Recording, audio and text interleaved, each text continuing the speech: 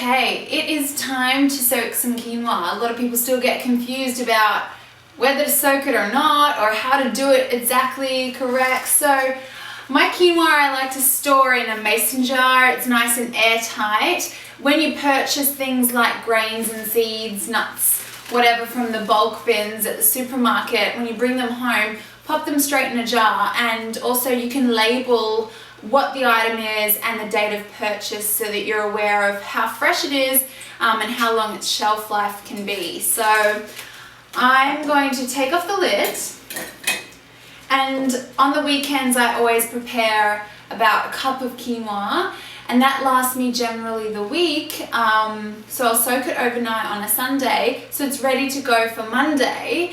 And I can sprinkle it in my salads or warm it up as a porridge in the morning for breakfast.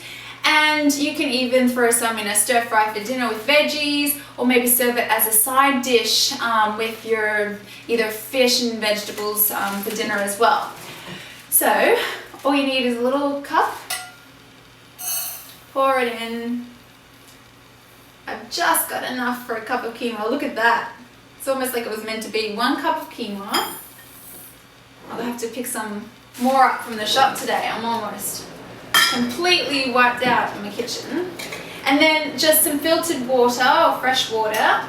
So you don't need to measure this out, but when you're cooking quinoa, you want to have 2 cups of water to every cup of quinoa. So I just want to cover that enough so that all the quinoa is in there. And I'm just going to quickly grab actually a spoon out of my magic drawer and mix that around. You want to make sure it's all covered. Some of it will float, but it'll sink later on.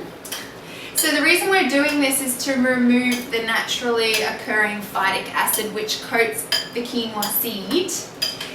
Basically in nature it's protecting the seed from bugs and anything else that might harm the seed. So it's just a protective layer that naturally occurs, so it's good in nature, but it's not good in our stomachs. Causes us to get gas and bloating, and really causes digestive upset. So that's why we want to remove it and really soak our grains, our lentils and our beans really well, nuts and seeds as well, to get this protective layer away. So see how the quinoa is sitting about here? I've got some water up to here. So that's soaking now. But the trick is to add a little bit of an acid medium. So I like to squeeze in some fresh lemon or add a little splash of vinegar of choice. So I've got apple cider vinegar here. Handy I've got the spoon now because we can just measure this out. Really just pour in an estimated splash, but I'm going to put about a tablespoon. And that's going to help to remove that phytic acid, to separate it from the seed. And you might notice that it goes a little foamy on the top. That's actually, you can see it being removed. And I recommend soaking quinoa at least 6 to 8 hours, but generally overnight. That's a good way to know how long to soak it for, but you can do it up to 2 days as well.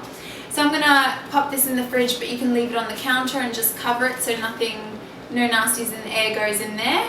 And that'll be ready to cook once I drain it thoroughly, rinse it off really well, and then I'll put it in the saucepan and then add the 2 cups of water. And I love to put a little splash of olive oil because that helps to keep the grains separated and fluffy at the end once all the water's absorbed. So quinoa is great because it only takes 10 to 15 minutes to cook. So it's very quick and easy. You just bring it to a quick boil at the start and then you reduce it to simmer for the remaining time. And you can enjoy quinoa through the week. Bye!